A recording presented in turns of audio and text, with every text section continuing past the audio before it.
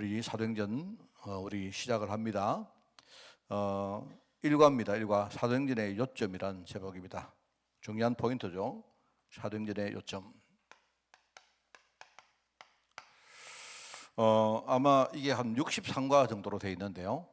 아마 이제 우리가 순서대로 하면 아마 1년 조금 지나야 아마 내년 한 5월달, 6월달 이렇게 되어야 7월달쯤 되어야 그래야 아마 끝날 것 같아요. 그래서 여러분이 한 1년 정도 좀 남짓 우리 사도행전 말씀을 대접할 건데요. 제가 늘 아까 말씀드렸지만 우리가 사도행전을 굉장히 많이 봤습니다. 보다 보니까 우리 성도들이 익숙한 메시지입니다. 그죠?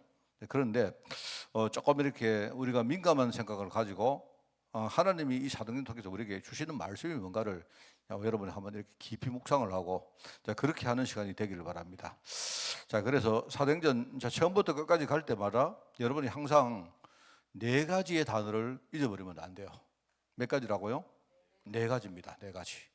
물론 뭐 목사님 꼭 4가지입니까? 그게 아니고 제가 볼 때 이 사도행전이 진행되는 동안 이 4가지 단어를 여러분이 딱 붙들어야 됩니다. 이게 이 4가지입니다. 그래서 4가지 단어. 사도행전은 뭘 말하느냐? 첫 번째는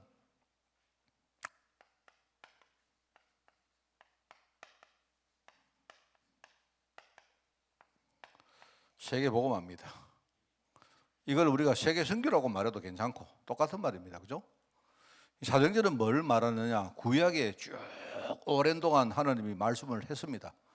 말씀을 했는데 그 말씀이 그게 하나님의 뜻인데 바로 하나님이 말씀하시는 그 중요한 계획이 뭐냐? 바로 내가 세상 전체를 살리는 것이다. 그걸 사도행전에서 말하려고 하는 거예요. 그죠? 그러니까 하나님의 계획이다. 하나님의 뜻이다. 이게요, 구약에 말씀했던 많은 내용이 있습니다. 엄청나게 많은 분량의 내용이 있는데 그 한마디로 말하면 하나님이 바로 내가 원하는 것은 바로 세계를 살리려고 하는 거다. 이겁니다. 그러니까 여러분이 이걸 딱 잊으시면 안 돼요. 하나님은 바로 세계를 살리려고 하시는구나. 그런데 이제 하나님이 이 일을 어떻게 하시느냐? 우리 보고 너희들 가서 열심히 해라. 밥도 먹지 말고 일도 하지 말고 그게 아니고 이 일을 하시는데 또 다른 보혜사 성령이 오셔서 이 일을 이끌어가겠다 하는 거예요. 그러니까 이게 하나님의 뜻이라면요, 바로 이제 하나님이 뭡니까? 성령을 보내신다. 이 세계복음화의 주역이 누구냐? 실제로 보혜사로 오실 성령님이십니다. 그런데 여러분이 보혜사 하면요, 우리 항상 성령을 생각하잖아요. 그런데 그렇지 않아요. 그리스도도 보혜사입니다. 왜냐니까 우리가 요한복음 16장에 보면 뭐라고 말하느냐? 요한복음 14장이죠. 14장에 보면요, 그가 또 다른 보혜사를 이렇게 말했죠. 말하면 그때 이제 뭐냐, 예수님이 제자들에게 내가 나중에 이제 산을 떠나갈 거다 말하거든요. 그 제자들이 자기 스승이 떠나간다 하니까 걱정이 막 태산입니다. 가지 말라고 말합니다. 그러니까 그 주님이 하시는 말씀이 내가 가면 그가 누굽니까? 하나님께서 또 다른 보혜사를 보낸다. 그 말은 뭡니까? 바로 여기 계시는 그리스도도 보혜사란 말입니다. 그런데 또 다른 형태의 보혜사를 보낸다 이 말입니다. 그죠? 그래서 그분이 바로 성령님입니다. 이 성령님이 오셔서 이 세계복음화 일을 해 나갈 것이기 때문에 너희들은 뭐냐? 이 성령의 음성을 듣고 바로 성령을 따라가라. 성령 인도받아라 하는 그 말입니다. 그리고 여러분이 두 번째 단어는 성경입니다. 성경. 그죠? 이거를 여러분이 꼭 아셔야 돼요. 그래서 사도행전이 말하는 거는 바로 세계복음화 하는 그 사건을 말하는 건데 여러분이 열심히 해가지고 하는 그 세계복음화는요, 사도행전이 말하는 게 아닙니다. 오직 성령이 임하시면 너희가 권능을 받고 딴 것까지 복음의 증인 되리라. 바로 성령이 그렇게 이끌어가겠다 하는 말입니다. 자, 그러면 여러분은 항상 뭘 생각을 해야 되냐? 세 번째는 바로 제자입니다. 하나님이 성령께서 이 일을 해 나가시는데 바로 하나님이 쓰시는 일종의 도구가 뭐냐? 바로 우리를 이렇게 연장하고 무력하고 아무것도 몰랐던 우리를 제자로 만들어서 하나님이 쓰시겠다는 거예요. 그리고 우리가 이제 사도, 이게 제자가 다른 말로 보면 사도거든요. 사도. 아포슬, 사도. 사도라고 말하면 이제 조금 우리가 12사도를 생각하죠. 예수님이 12명의 사도를 세웠습니다. 그죠? 그렇게 많은 제자가 있는데 그중에 제자의 대표성을 가진 12명의 사도를 세웠는데 사실은요, 그 사람만 사도가 아니고 세계복음화에 선받은 모든 제자가 누구냐? 일종의 사도입니다. 사도. 사도. 그죠? 그렇게 스승의 중요한 뭔가를 알고 거기에 정말로 자기 것을 정말 뭡니까? 헌신하며 가는 그 모든 제자가 사도다 말입니다. 사도. 그래서 이 사도 행진을 하죠. 그것을 볼 때 뭡니까? 아, 사도들이 이렇게 했구나. 사도들이 여기 갔구나. 사도들이 뭡니까? 어디 가서 이런 뭐 공적을 세웠구나. 이렇게 보이지만 전부 다 뭐냐? 주역은 성령님이시고 그 모든 것들이 뭐냐? 하나님이 세계복음하기 위해서 하신 거다. 그러니까 이 사도들은 쉽게 다르게 말하면 제자입니다. 내가 그냥 제자라고 말했는데요. 제자는 도구에 불과한 거예요. 도구.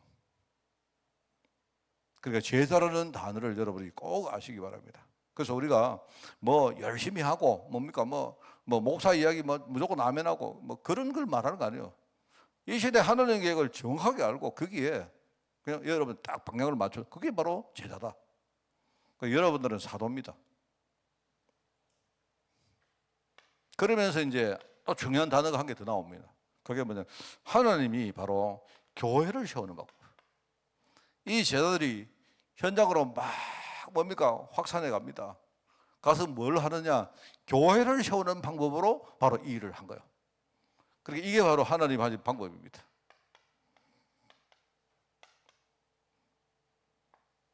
우리가 사도행전의 일종의 결과물이 뭐냐니까 그게 서신서거든요.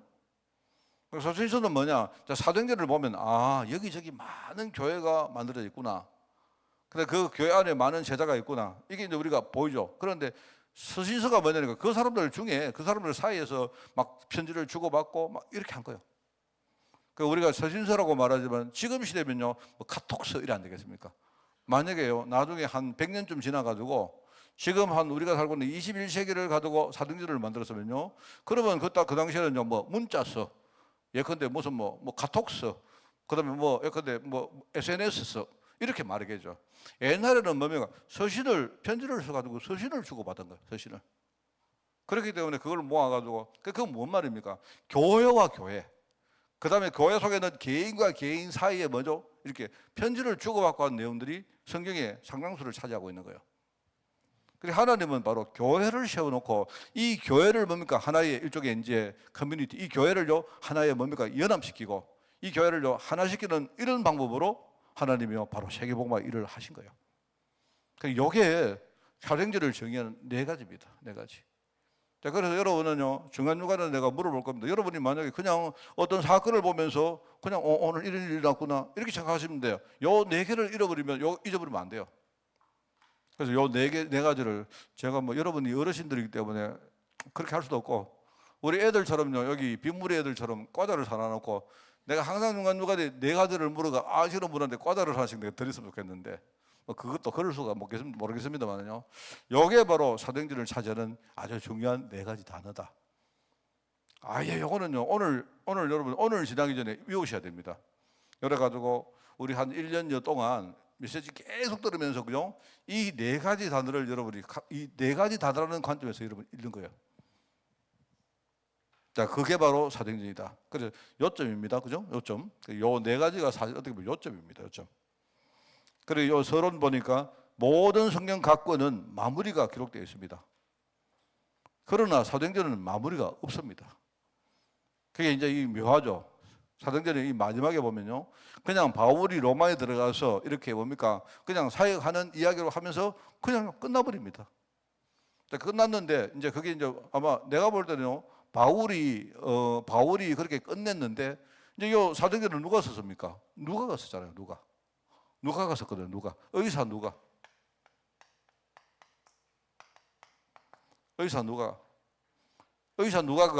누구한테 썼습니까? 데오빌로라는 사람한테. 데오빌로라는 사람에게 썼는데 두 번의 편지를 썼다 했죠. 그죠? 그게 뭡니까? 첫 번째 편지가 바로 누가복음입니다. 누가복음. 두 번째 편지는 뭡니까? 바로 여기 나오는 사도행전입니다. 그래서 여러분 잘 읽어보시면요, 첫 번째 편지에는 데오빌로를 부를 때 데오빌로 각하라고 불렀어요. 그러니까 아마 이제 이 데오빌로가 어떤 일을 했느냐, 아마 공무원 내지는 나름대로 뭐냐, 이게 약간 좀 이렇게 정치가든지 이렇게 약간 뭡니까, 각하라고, 우리가 아무한테나 각하라고 안 부르잖아요. 그죠? 그런데 각하인데 나름대로 뭡니까, 고위층에 있었던 사람일 가능성이 많다, 이렇게 보는데요. 재밌는 게 두 번째 편지에서는요, 데오빌로요 이렇게 나와요. 그 예컨대 내가 옛날에 우리 오당님을 만났는데 처음에는 오당님 보고요, 아이고 오과장님 이렇게 부른단 말입니다. 그런데 나중에 시간이 좀 지나니까요, 우리 상철씨 이렇게 부른단 말입니다. 그러면 뭐죠? 그 사이에 처음에는요 오과장님 있지만 나중에는 우리 친해졌다는 말 아닙니까? 뭔가 중요한 소통이 있었다는 말이죠. 그죠? 그 나중에는요, 우리 장로님 내보다 나이 적어서 상철아 이래 할 수도 아니겠습니까? 상철이 형님 뭐 이럴 수도 있단 말입니다. 그만큼 이제 보니까요, 이 사도행전 이전에 누가복음과 사도행전 사이에 간극이 얼마나 되는지는 모르지만, 그죠? 그런 단어를 봐도 복음 안에서 두 사람이 꽤 이렇게 뭡니까, 소통하고 가까워졌구나라는 걸 알 수가 있죠. 그래서 처음에는 뭐냐니까, 이 누가가 데오빌로에게 편지를 보낼 때 그냥 자기가 겪었던 그리스도에 대한 이야기를 합니다. 그리스도에 대한 이야기를 쭉 하는데 나중에 보니까요, 이제는 이 데오빌로가 상당히 그냥 단순히 그리스도 정도가 아니고 일종의 사명에 대한 부분을 이해할 수 있다고, 그런 단계가 왔다고 생각되어졌는지 몰라도 그때는요, 중요한 바로 세계복음의 이야기를 이렇게 하는 거예요. 그게 바로 우리가 읽고 있는 사도행전이다 이 말입니다. 굉장히 이게 중요하죠. 여러분 이런 것도요, 정보가 많습니다. 이 데오빌로는 늘 말하죠. 이 데오라는 말은 뭐냐, 이거 하나님이란 말이잖아요. 데오 하면 하나님. 어떤 사람이 우리가 이렇게 하나님을 이렇게 안 씁니까? 이렇게. 이게 이제 뭐냐? 이게 정확하게 말하면 이게 헬라어에서요, 세타로 대입니다. 대. 우리 데오. 대문자로 쓰면 이렇게 해가지고 대문자로 이렇게 써요. 이렇게 쓰는데 그냥 소문자로 이렇게 그냥 간단하게 이렇게 표현합니다. 이렇게 표현하는데 이게 이제 하나님이란 뜻이 하나님. 데오 할 때. 하나님이란 말이고, 빌로란 말은요, 우리가 사랑한다는 말은 사랑 중에 하나입니다. 사랑. 그 빌로서라고 말할 때 나오는 바로 그 빌로예요. 그러니까 이거 하나님을 사랑하는 사람이든지 아니면 하나님의 사랑을 받은 사람이든지, 그러니까 이 사람 이름이 이제 하나님의 사랑입니다. 하나님. 그러니까 근데 어떤 우리 애들, 빗물이 애들 태어났는데 하나님 사랑 이러면요, 둘 중에 한 게 아닙니까? 하나님을 지가 사랑한다는 말이지, 하나님 사랑을 받고자 하는 말이지, 뭐 둘 중에 한 게 아니겠습니까? 그죠?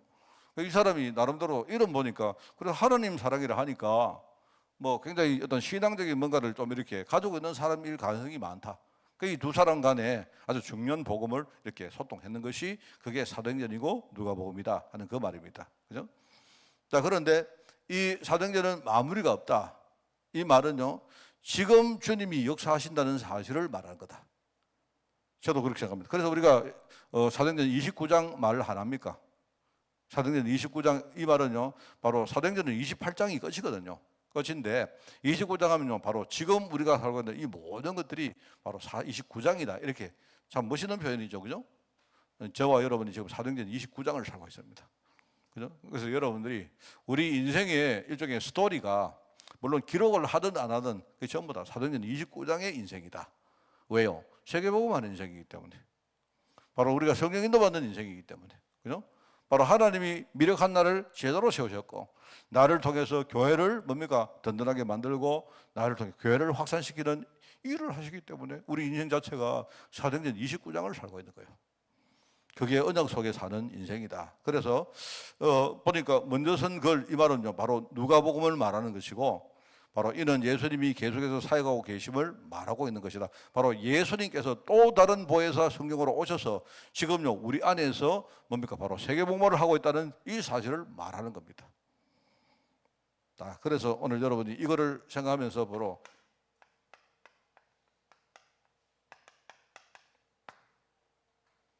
예수 그리스도의 사역입니다. 말하자면 이 누가가요, 바로 쉽게 말하면 예수님이 지금요 십자가에서 죽으시고 그 다음에 뭡니까? 부활하신 다음에 성천하신 이후에 이걸 적었거든요. 그러니까 어떤 시점으로 볼 때 뭐죠? 이미 지난 이후에 예수님의 십자가와 예수님의 뭡니까? 부활과 예수님의 성천을 다시 복귀하는 그런 입장으로 지금 이거 기록을 이렇게 피력을 하는 겁니다. 바로 예수 그리스도의 사역을 말하면서 뭐 하느냐? 바로 구약에 바로 하나님이 하신 그 모든 예언이 바로 예수 그리스도에 대한 예언이다. 그 말입니다. 모든 것들이 예수 그리스도에 대한 예언이다. 구약에 일어났던 많은 뭡니까? 사건은 안 나옵니까? 그 다음에 구약에 일어났던 많은 규례들 있잖아요. 그 다음에 그 규례에 대한 여러 가지 예식이라든지 이런 모든 것들이 뭐냐니까 전부 다 예수 그리스도에 대한 것이다. 이 말이거든요. 그런데 이 예언이 진짜 그리스도가 오셔가지고 성취하셨다. 그 이야기를 하는 겁니다. 그러면서 바로 부활 이후에 이거는요 시점이 뭐냐? 요게 이 사람이 지금 기록하는 시점입니다.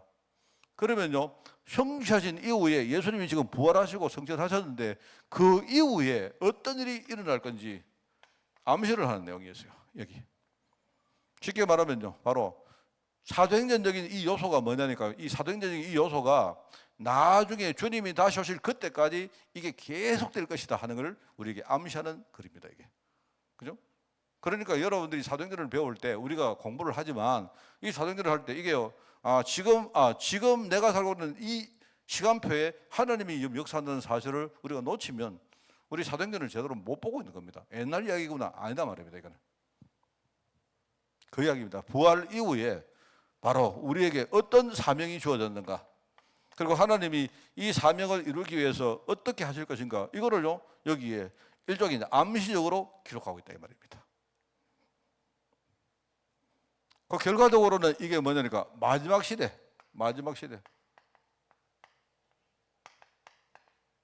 그 우리가 말세로 가 말세. 그래서 우리가 언약적으로 볼 때 말세 시대가 언제라고 했습니까? 예수님이 바로 성취하신 다음부터 예수님이 올라가셨잖아요. 그런데 오늘 여기에 사도행전 1장 11절이 안 나옵니까? 바로 요게 말세에 대한 중요한 키포인트입니다. 예수님이 가셨다가 다시 오실 거라 말했어요. 예수님이 올라가신 이후에 다시 오실 그때까지가 그 사이가 말세입니다. 말세. 우리가 이 시대가 마지막 시대다 말입니다. 거기에 대한 이야기를 하고 있습니다. 그래서 사람들이 지금 재림에 대한 이야기를 하고 있는 재림. 우리가 재림을 알려고 하면 두 가지 의미를 꼭 알아야 합니다. 초림이죠, 초림. 초림이 뭡니까? 예수님이 처음으로 오신 게 초림입니다. 그죠?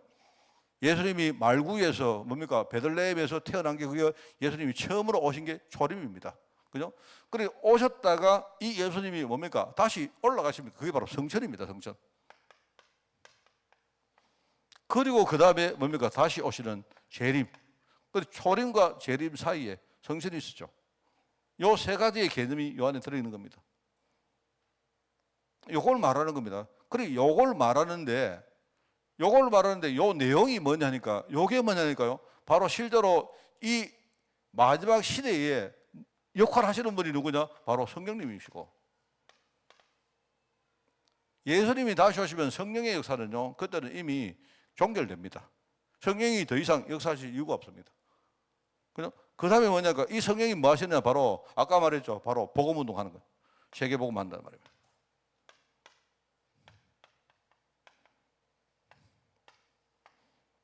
자, 그래서 우리는 여러분 언제 살고, 우리가 지금요 요 초림과 재림 사이에 여기 살고 아니십니까? 그러니까 저와 여러분이 우리가 언역적으로 볼 때 말세 시대를 살고 있는 거예요. 말세 시대. 그래서 사람들은 자꾸 이렇게 부정적인 말할 때 말세라고 말하는데 그런 게 아니고, 우리가 저와 여러분이 언약의 시간표 속에서 제일 마지막 시간표를 살고 있다 이 말입니다. 그게 몇 년이 걸릴지 모르지만 거기 살고 있는 거예요. 그러면 그 안에서는 중요한 두 가지 의미가 있는데, 하나는 뭐냐? 바로 성령께서 실제로 역사하시는 시간표고, 또 하나는 뭐냐? 바로 성령께서 우리를 통해서 바로 세계복음하는 시간표다 이 말입니다.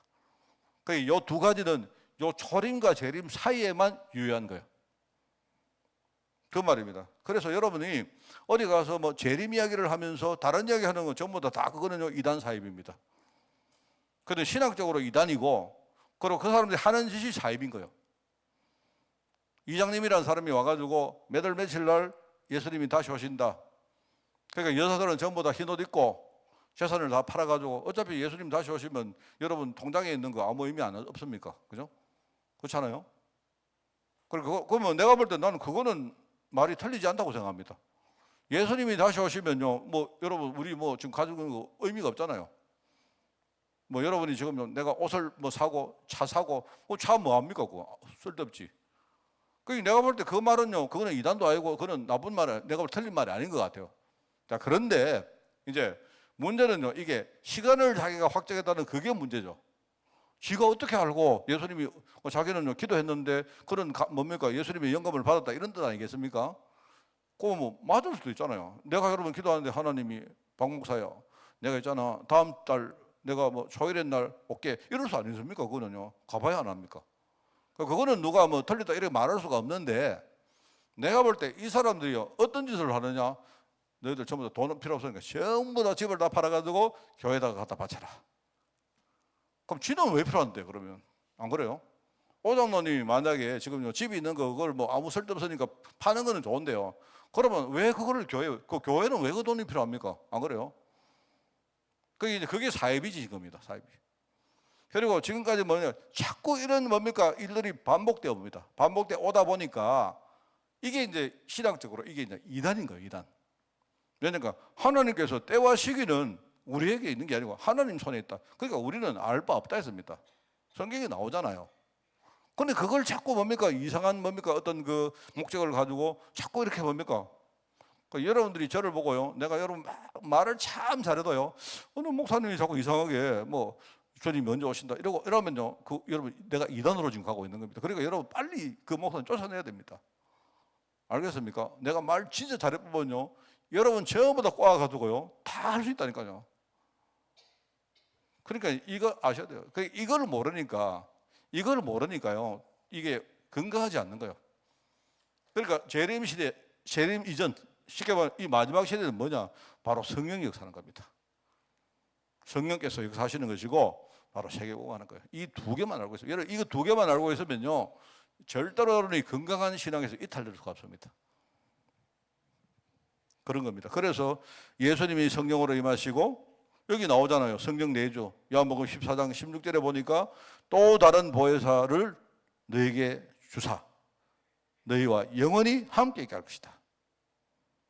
그러면서 너희가 하나님의 성전 된 것과 하나님의 성령이, 우리가 하나님의 성전이기 때문에 하나님이 성령께서 뭡니까? 성전에 거하시는 거예요. 우리가 바로 하나님의 성령이다. 하나님의 성전이다 말입니다. 왜? 내 안에 성령이 계시기 때문에. 그러면서 우리 보고 말합니까? 성령으로 세례 받아라. 성령으로. 이게 중요한 말이죠. 마지막 시대에 일어나는 아주 중요한 두 가지입니다. 이게. 자, 그런데 이제 여기 보니까 제자들의 관심은 엉뚱한 것이었다. 제자. 여러분들이 보시면 사도행전에서 보면요, 하나님이 교회를 만들어 놓고 굉장히 많은 시련을 줍니다. 그 왜 그러냐? 왜 그렇습니까? 왜 그렇죠? 우리가 제자로 부름받았는데 우리의 본질 자체가 완전히 딴 데 있는 거예요. 제가 이번 주 강단 말씀을 가지고 말씀드리면요, 우리 안에 바리새적인 그런 요소가 너무 많이 있는 거예요. 이미 심리전에서, 우리가 문화전에서, 여론전에서 완전히 제자들이 완전히 바리새 문화에 넘어가 있는 거예요.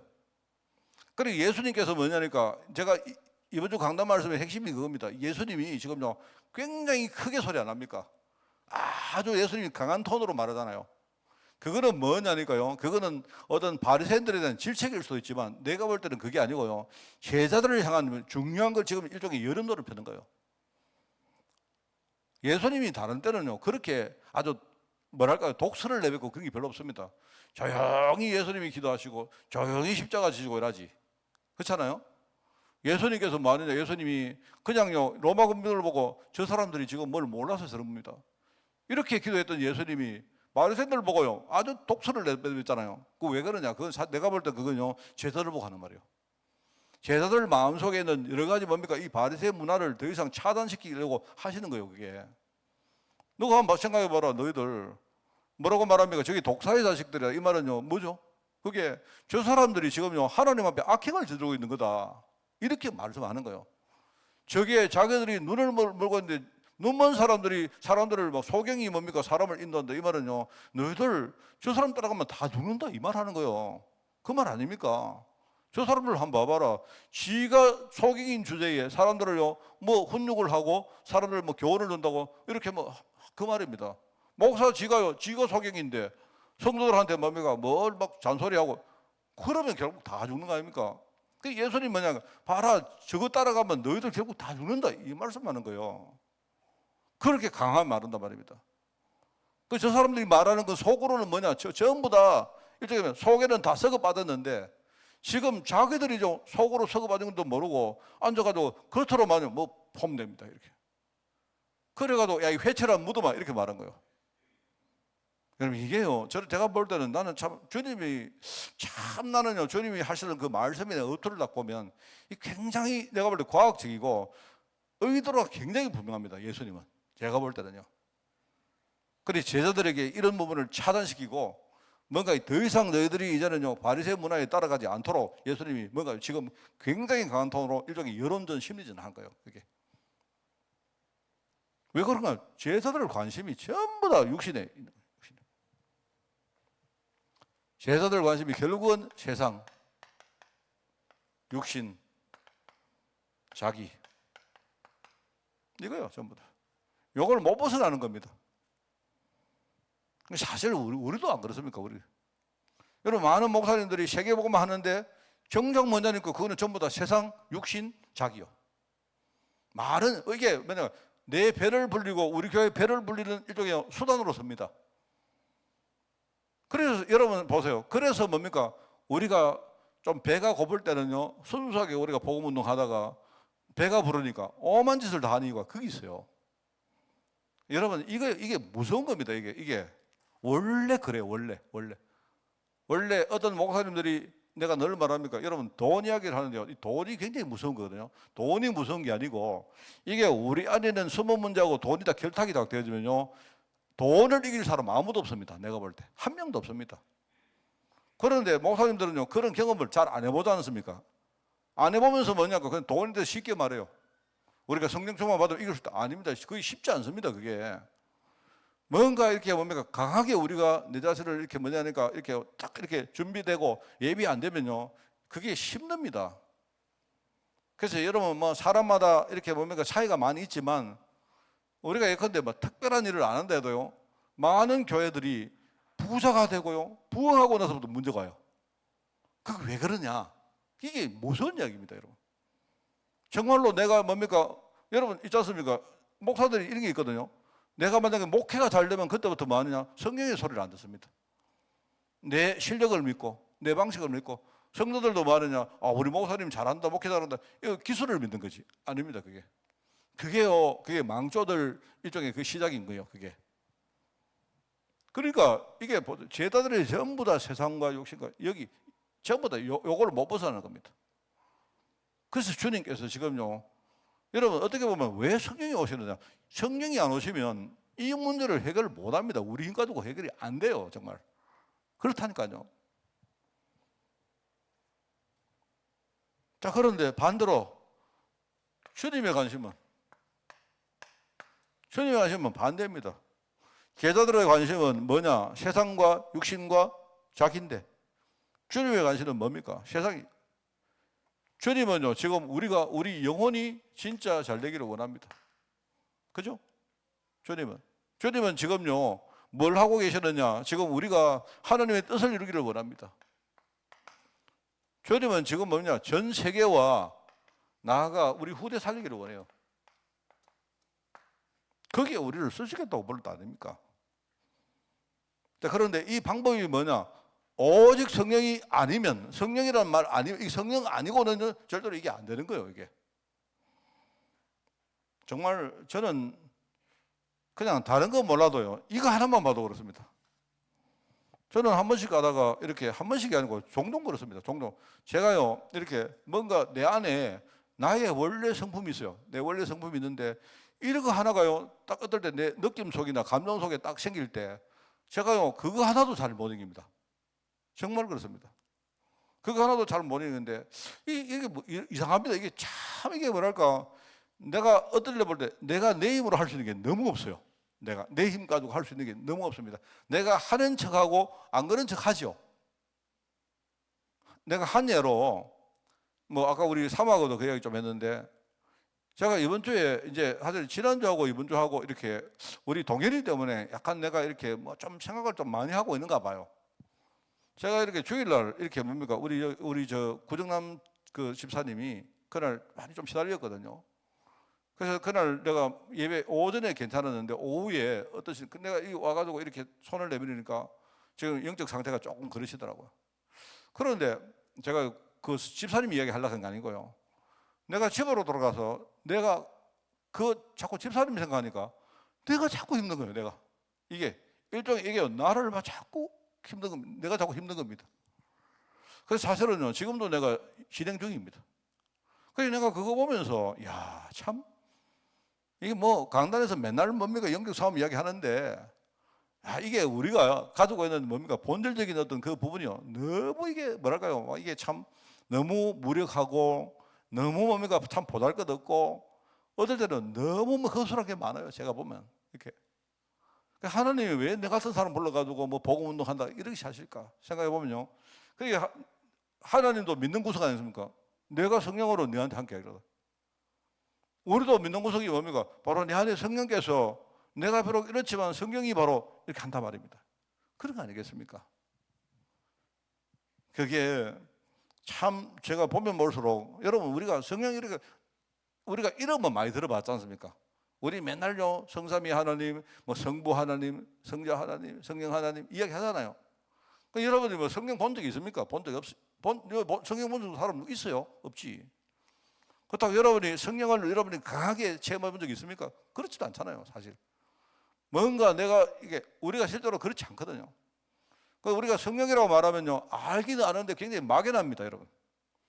그런데 저 같은 경우에는요, 내가 성령을 가장 강하게 느끼는 데가 뭐냐? 나의 약한 걸 느낄 때입니다.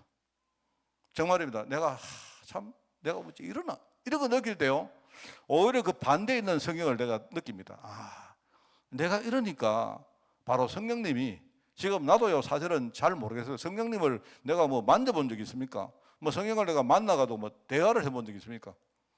뭐 내가 어떨 때 성령께서 말씀으로 내게 말씀하지만 그게 성령이 한 말인지 뭐 누가 한 말인지 뭐 알 수가 있나요? 없지. 나는요 하나님 내게 주시는 은혜가 성령이 하신 말씀을 믿습니다만은 뭐 어떨 때는요 내 혼자 생각할 수도 안 있습니까? 근데 제가 진짜 강하게 느낄 때 그때라요. 내가 굉장히 무력하고 내가 진짜 약한데, 그런데 그러니까 지금 내게 지금 하고 계시는 분이 바로 성령님이시구나. 이걸 내가 느낄 때 진짜 많아요. 그러니까 얼마나 이게 중요합니까? 정말 우리가 여러분 한번 보세요. 여러분이 성령 아니면 자기를 여러분 이길 수 있다고 생각합니까? 여기 계시는 분들 전부 다요. 내가 목사지만 쭉 보면요. 저분은 성품이 이렇구나. 저분은 성품 다 이게 우리 나름대로의 약점들 다 보여. 그게 보이는데요. 그런 거 하나 이기는데도 우리가 내 힘 가지고 안 됩니다. 절대 안 됩니다. 정말입니다, 여러분. 그런데 우리가 자기를 이기고 육신을 이기고 세상의 문화를 이긴다는 이게 내가 볼 때 이게 어떻게 보면 가당치도 않는 말입니다. 그러니까 저는 뭐 좀 간접적이지만 저는 그렇게 생각합니다. 주님은 바로 성령으로 함께 하겠다. 그죠? 너희가 성령 받으면 권능을 얻을 것이다. 옛날에 안 됐던 부분이 이제는 되는 겁니다. 옛날에 내가 약했던 부분이 뭔가 힘을 얻게 되는 겁니다. 옛날에는 나밖에 몰랐던 것이 이제는 뭡니까? 나를 넘어서 뭡니까? 좀 주위도 보이고 세계도 보이고 우리 후대도 보이는 거예요. 그렇게 보이는 겁니다. 참 뭐 오늘 뭐 설교자가 되니까 제가 이번 주에 좀 이렇게 참 좀 감사하다 하는 걸 느낀 게 있어요. 제가 맨날 이렇습니다. 막 이렇게 막 헤매다가도 또 감사도 느끼고 그래요. 제가 주일날 우리 누님하고 형님한테 우리 유진이 이제 아기가 됐다고 이야기했어요. 이야기했는데, 그래서 내가 이제 이야기하는데 보니까 뭐 다들 그 뭐랄까요, 참 그 기뻐하더라고요. 진짜인지 가짜인지 모르지만 우리 누님과 형님이 막 기뻐하더라고요. 기뻐하는데 이제 제가 두 가지를 말했습니다. 우리 별이 뭐 별을 하니까요 하늘에 별과 같이 빛나는 뭐 그 이야기 하고요. 또 하나는 이제 우리 동현이 이야기를 했습니다. 이야기를 했는데 제가 깜짝 놀라는 게 뭐냐니까요. 이게 뭔지는 모르겠는데 우리 형님이 지금 굉장히 우리 형님이 지금요 뭔가 약간 그 뭐랄까요 좀 우리 집 안에서 아주 뭐라 되게 지금 좀 강팍한 상태에 있습니다. 우리 형님이. 그 우리 누님하고 지금 사이가 굉장히 안 좋고 이래가지고 내가 중간에 막 이거를 좀 풀어보려고 하는데 애를 먹어요. 그래 내가 오랫동안 그 하다가 내가 포기해봤습니다. 아유 모르겠다 막. 하나는 안수 집사님이고 하나는 권사님이신데 그래 막 목사가 중재가 안 되는 거야 이게. 그래가지고 내가 막 아이 몰라 할 수 없다 이러고 있는데 이게 이제 우연한 기회에 지난번에 우리 유진이 결혼식 하는데 우리 형님하고 우리 누님은요 아예 그게 서로 볼라 안 합니다. 할 말 있으면 우리 누님은요 내한테 말해요. 우리 형님한테 할 말 있으면 내한테 그냥 또 우리 누님이 약간 이렇게 내한테 전화해가지고 뭐 그냥 할 말이 있는데 그냥 할 말이 없는 듯처럼 하면서 혹시 형 요새 뭐 무슨 일이 있더라 이런 식으로 묻습니다.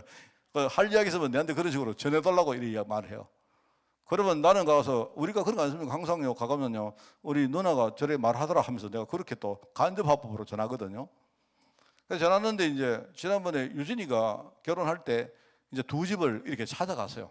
찾아가가지고 이제 인사를 하고 이랬는데 하여튼요 그런데 딱 얼굴을 딱 보니까 우리 형님은 잘 모르고 우리 누님은요 우리 유진이 결혼식 때 가야 되겠는데 우리 형님을 만날까봐 우리 누나가 막 걱정을 하더라고요. 혹시 그 권사님이 내 설교는 안 듣겠지 설마. 그래 하는데요 정면에서 우리 뭡니까 결혼식 하는 날 우리 유진이가 그 웨딩드레스 입고 앉아있는 그 방에 우리 형님이 먼저 들어왔다가 나가다가 뭡니까 우리 누님하고 문에서 박치겠어요.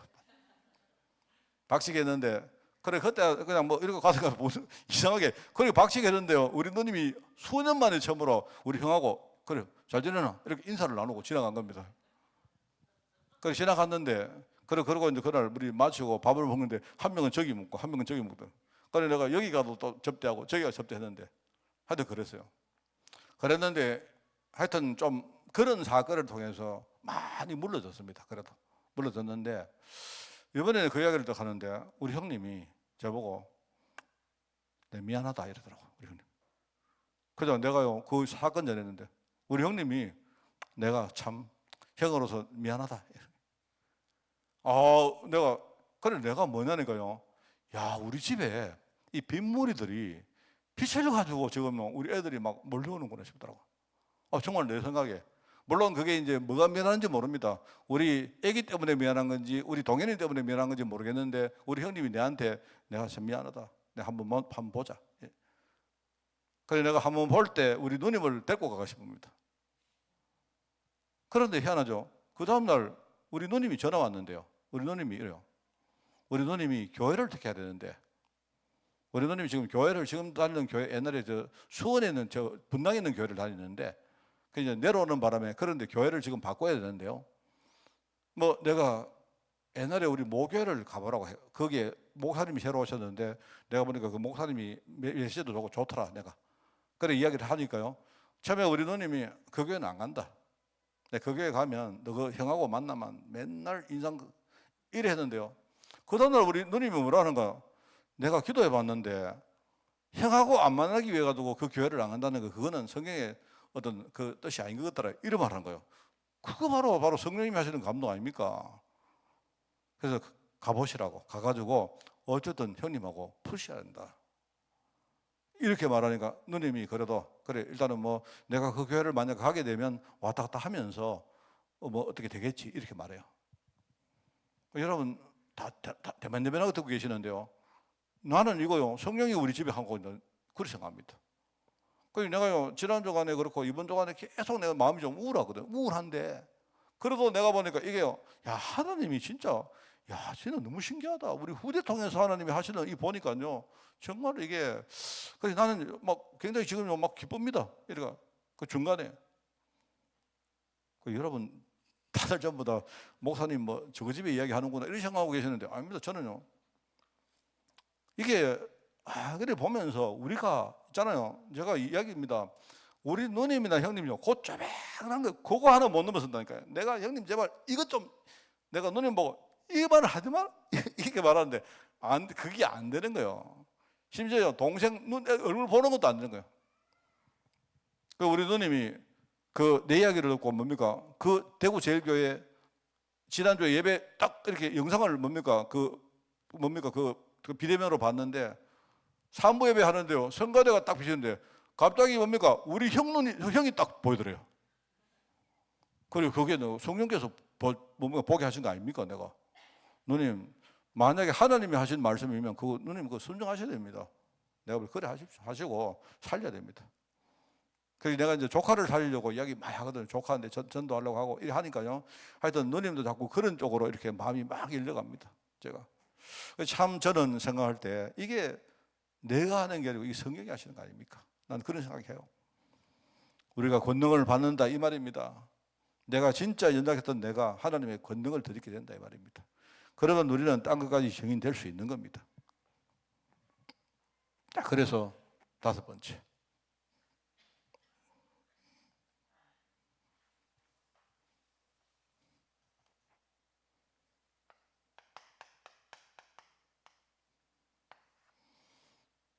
전도와 재림은 불가분의 관계입니다. 아까 말했죠. 이거는 우리는 마지막 시대에 해야 될 건 딴 거 없습니다. 진짜 내가 성령 충만, 여러분이 성령 충만 받는 것과 우리가 전도 사역에 진짜 내가 헌신하는 것 2개밖에 없습니다. 자, 그래서 우리의 사명을 우리 오늘 이야기했던 이 서론과 함께 제가 결론을 냅니다.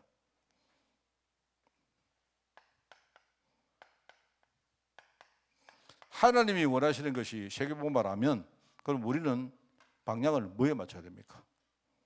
모든 것입니다. 모든 것. 전부 다 나는 세계복음화를 위해서 앞으로 살 것이다. 일도 마찬가지고 혹은 내 개인적으로 내가 어떤 사건을 만나는 그 모든 걸 여러분요 세계복음화의 방향에 맞추세요. 그게 여러분 사도행전의 중요한 메시지입니다. 그러면 이 방향을 맞추기 위해서 나는요 성령 인도 받는 겁니다.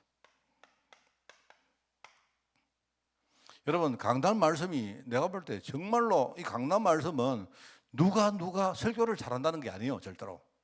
어떤 목사님이 설교 잘한다 그게 그 말 아닙니다. 매주 하나님이 강단 말씀을 통해서 나를 정말로 인도하시느냐 아니면 내가 혹은요 그러면 여러분 만약에 강단이 맡겨 있으면 강단이 지금 제대로 성령의 사역을 제대로 못하든지 여러분 자신이 뭔가 성령의 사역을 맡고 있든지 둘 중에 한 개입니다. 정말입니다. 여러분이 만약에 이게 계속 안 된다면 만약에 여러분이 1년, 2년, 3년 계속 이게 안 된다면요 그럼 여러분 죽습니다. 그러니까 그때는요 여러분이 진짜 내가 성령 인도받을 강단을 찾아가셔야 돼요. 정말입니다. 여러분 이게 우리가 해야 될 사명입니다. 그래서 하나님의 음성을 듣고 내가 진짜 성령 인도 받는 것이 여러분 그게 우리의 사명입니다. 사도행전적인 사명입니다.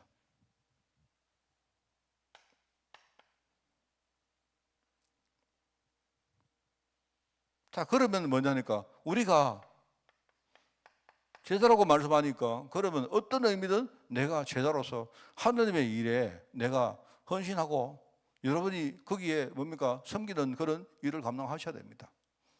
이거는요 많은 게 있어요. 헌신 이것이 헌신이다 그게 아니고 여러분 헌신은 뭐냐니까 여러분이 헌신은 많은 것들입니다. 그러니까 여러분이 할 수 있는 거 찾으면 돼요. 저는요 우리 교회가 그냥 여러분이 할 수 있는 일들을 여러분 각자 찾아가지고 각자 하시면 돼요. 각자 하시면 나중에 보면요 이게 희한합니다. 하나님이 이 사람에게는 이거 시키고 나중에 교회가 굴러갑니다. 각자 하시면 돼요. 내가 여러분 보고 이거 해라 그럴 필요도 없고요. 내가 여러분 보고 잘하는구나 이럴 필요도 없습니다. 우리 각자 하나님이 내게 맡긴 사명을 내가 제자니까 그죠? 내가 제자로 부름받았으니까 내가 할 것을 여러분이 찾아서 하시면 돼요. 그 대신에 여러분이 절대로 인간적인 칭찬을 받기 위함도 아니고 또 그리고 칭찬을 드려도 됩니다. 그러면 돼요. 그게요 세계복음할 교회죠.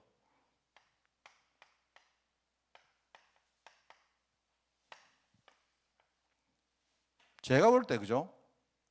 이 참 신기한 단어가 이게 교회거든요. 이 교회는요 교회란 말은 이건 단순한 말이 아닙니다. 이 교회란 말은 이 성경에 보죠. 교회를 세워놓으니까 음부의 권세가 이기지가 못하는 겁니다. 반석 위에 교회를 세워놓으니까 그 교회를 못 이기는 거예요. 교회를. 누가? 음부 권세가. 그게 핵심이 그겁니다. 내가 하나님의 교회가 되니까 마귀가 나를 못 이기는 거예요. 우리의 관계가 하나님의 교회가 되니까 마귀가 우리를 못 이긴다 이 말입니다. 우리 관계가 만약에 교회가 안 되면요, 뭐냐니까 우리가 서로 시기하고 질뜯고 뭡니까 뭐 하나님의 언약은 우리가 대쳐놓고 인간적인 그런 것만 하면요, 그거는요 교회가 안 됐단 말이거든요. 그럼 마귀는요 그냥 쉽게 뭡니까 이런 관계를요 가지고 놉니다. 그 교회가 안 되니까 마귀가 공격하는 거예요. 여러분, 내가 교회다, 우리의 만남이 교회다, 우리 현장이 교회다, 이 말들을 많이 하잖아요. 그런데 그 말은 이해를 하는데 교회가 되니까, 내 현장이 교회가 되니까 마귀가 나를 못 이기는 겁니다. 무슨 말 알겠습니까? 굉장히 중요한 말이에요 이게. 그러면 여러분들이 이 교회 하면요, 제가 볼 때 교회 하면 뭐 여러분이 교회를 이룬다 이런 말을 할 때 한 몇 가지 말씀을 내가 드리고 마치겠습니다. 첫째는 교회가 뭔지, 교회 가치를 알아야 되죠. 제가 이 말은요, 여러분, 우리 한빛교회가 대단한 교회입니다. 그런 정도 수준의 말이 아닙니다, 이게. 여러분, 이 한빛교회가 이게 교회가 되려고 하면요, 이 안에 뭐가 있어야 됩니까? 하나님의 언약이 진짜 든든히 들어있어야 돼요, 이 한빛교회가. 그러면 여러분이, 하나님이 이 교회를 통해서 세우는 이 가치가 어마어마한 사실을 아셔야 돼요. 정말입니다, 여러분. 저는요, 어떤 생각이 있느냐, 제가 이렇게 생각이 너무 큰지는 몰라도 저는 우리 막 교회가요, 우리 중직자들이 막 교회에 뭡니까, 여러분이 헌금도 제대로 하기를 바라고요, 뭐냐니까 헌신도 제대로 하기를 바랍니다. 왜요? 가치가 있기 때문에. 제가 이렇게 하라 저렇게 안 하는 이유는 가치가 훼손될까 봐 안 하는 거예요. 혹시라도 내가 가치가 훼손될까 봐 안 한단 말입니다. 많은 사람들이 착각하는 게, 우리 목사님은 뭐 근데 뭐 교회 헌신하고 이런 것들을 별로 강조 안 하신다. 아니요, 내가 그 가치를 여러분이 왜곡시킬까 봐 안 하는 거예요, 내가. 뭐 알겠습니까? 자, 그리고요, 이 교회를 든든하게 세우는 거, 터 위에 세운다 했잖아요. 자, 여러분이 내가 이 교회를 세우는, 지금 이 교회를 다진다는 말입니다. 그죠? 단단하게 세우는 일이 뭘까요? 그걸 여러분 찾으시면 돼요. 그리고 세 번째는 이 교회를요, 확산하고 확장하는 겁니다. 그냥 이 교회를요, 그냥 단순히 여기가 아니고요, 내가 하는 현장에서 뭡니까, 교회를 여러분 분화시키고 이걸 확산시켜 가는 거예요. 여러분이 만나서 누구한테 전도하는 거 전부 그 교회입니다. 그 자리에 교회가 임하는 거예요. 그죠? 맞죠? 그냥 여러분이 내가 복음 때문에 이 사람에게 진짜 내가 기도하겠다, 그게 교회가 임하는 시간입니다. 그 시간이. 이게 우리가 해야 될 사명이다. 왜요? 바로 사도행전이 바로 이 네 가지를 말하는 것이기 때문에 그래요. 여러분, 우리 한 1년 남짓될 것입니다. 이 네 가지를 진짜 잊어버리지 마시고, 우리 여기 계신 여러분들이 진짜 사도행전적인 그런 정말 제자가 되기를 제가 거듭해서 축원을 드립니다. 기도하겠습니다. 하나님 아버지, 감사합니다. 나의 오늘이 사도행전 29장이 됨을 너무나 감사를 드립니다. 내 안에 성령이 계시며 그 성령님이 나를 통해서 세계복음화 일을 하시며 이제 교회를 세워서 하나님 우리를 성장시키시고 이제 내가 그 교회를 위해서 정말 헌신하며 우리가 교회를 확산시키는 그 일에 하나님 우리를 사용하시니 너무나 감사드립니다. 하나님, 우리 현장에서 나가서 전도하며 선교하고 또 나아가 제자를 세우고 후대를 우리가 키울 때 우리의 모든 곳에 하나님 나라가 임하며 하나님의 교회가 세워지는 축복 허락해 주옵소서. 특별히 하나님 사도행전을 하는 이 모든 기간 동안 우리의 생각과 마음을 주님이 주장하사 우리에게 하나님의 언약을 보는 눈이 열 수 있도록 주님이 축복하여 주옵소서. 하나님 감사드립니다.